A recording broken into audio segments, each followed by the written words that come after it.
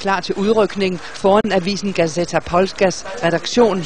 Gazeta Polska er en af i alt 7 polske aviser, der udkommer i Irland. De polske indvandrere føler sig velkomne. It was not so many foreign people in Ireland, and now it's something new for them. Maybe that's why they are so open for new cultures. Det irske udvandrermindesmærke i Dublin. Irland var engang et af Europas fattigste lande. Irerne måtte udvandre for at overleve helt op til 1980'erne. Derfor forstår de polakkerne i dag, for sådan var de selv engang. We have the same situation in Poland right now.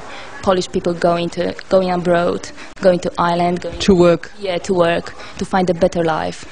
And yeah, I think that's why we are the same. I dag er Irland et af Europas rigeste lande. Så hvor irerne engang måtte udvandre for at få arbejde, så har de i dag arbejde til indvandrere. We're very happy about this. It's, I mean, the country has transformed in the last 10 years. Ifølge den irske fagbevægelse er det kun et minimum, der arbejder sort eller under tariffen. Langt de fleste er omfattet af den lovgivning, der regulerer det irske arbejdsmarked. A person's wage package should not depend on their country of origin or their ethnicity or their colour or religion or any other matter. If you're doing the same job, you deserve the same rate of pay. It's called in Polish parówki. Der er polske butikker overalt i Irland nu, til polakker med hjemve og til nysgerrige irere. Irish people are very Catholical people.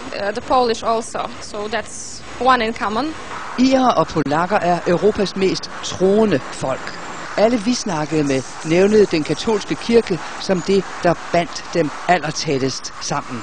God is very, very important for us. That every Sunday we're going to church, and yeah, that's why we're Catholic. We believe in God. And do you feel when you're in Ireland that they understand that? Yeah. Den polske pub i Parnell Street. Der er polsk fodbold på det polske TV2 på skærmen.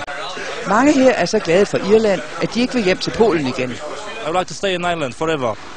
This is my choice. Men den økonomiske vækstrate er høj hjemme i Polen, så lige så mange sagde, at de vil hjem igen. When you sort of close your eyes and think about Poland, what do you think?